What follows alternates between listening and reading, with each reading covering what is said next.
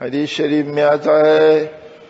جناب رسول اللہ صلی اللہ علیہ وسلم نے ارشاد فرمایا،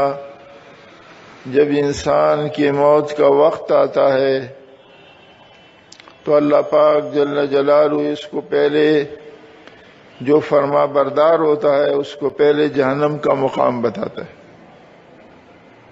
کہ دیکھو تیرے لیے میں نے یہ تیار کیا تھا، لیکن تو خوش بخت تھا، نیک بخت تھا، تو نے محنت کر کے عمل کر کے اپنے آپ کو اس جگہ سے محفوظ کر لیا، اس کے مقابلے میں جنت کی نعمتیں سامنے لائی جاتی ہے تو وہ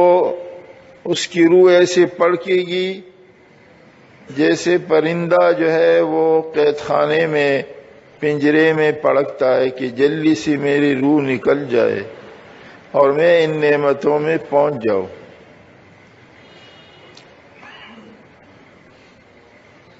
اور جو بد عمل ہوگا اس کو پہلے جنت کا وہ سارا منظر و نعمتیں دکھائی جائے گی، اس کے بعد اس سے کہا جائے گا کہ تو بد عمل تھا، بد قسمت تھا، تو نے دنیا میں عمل نہیں کیا، خواہشات کی زندگی گزاری، جو تمہارے جی میں آیا وہ کر لیا، اللہ کے احکامات کی پابندی نہیں کی، خواہشات کی زندگی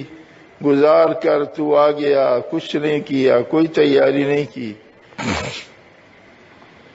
تو اس مقام سے محروم ہو گیا، یہ جنت کا جو مقام ہے اس سے تو محروم ہو گیا۔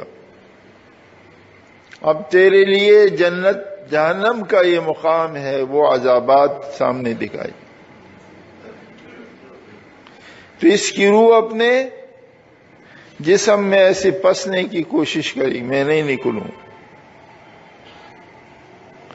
تو مومن کی روح تو ایسے نکالی جائے گی جیسے آٹے میں سے نمک نکلتا، آرام سے، کہیں نہیں اٹکی، اور منافق اور کافر کی اور فاسق و فاجر کی روح ایسے نکالی جائے گی جیسے کیکر کے درخت پر ریشم کا کپڑا ڈال لو اور پھر کھینچو اس کو کہ وہ کپڑا تار تار ہو جائے گا۔ تو اسی طرح اس کی روح جو ہے ایک ایک رگ میں 360 جوڑ ہے اور کتنے اس کے اندر رگے ہیں، وہ ایک ایک رگ کے اندر پسی رہے گی، وہ نہیں چاہے گا کہ میں دنیا کی زندگی سے محروم ہو جاؤں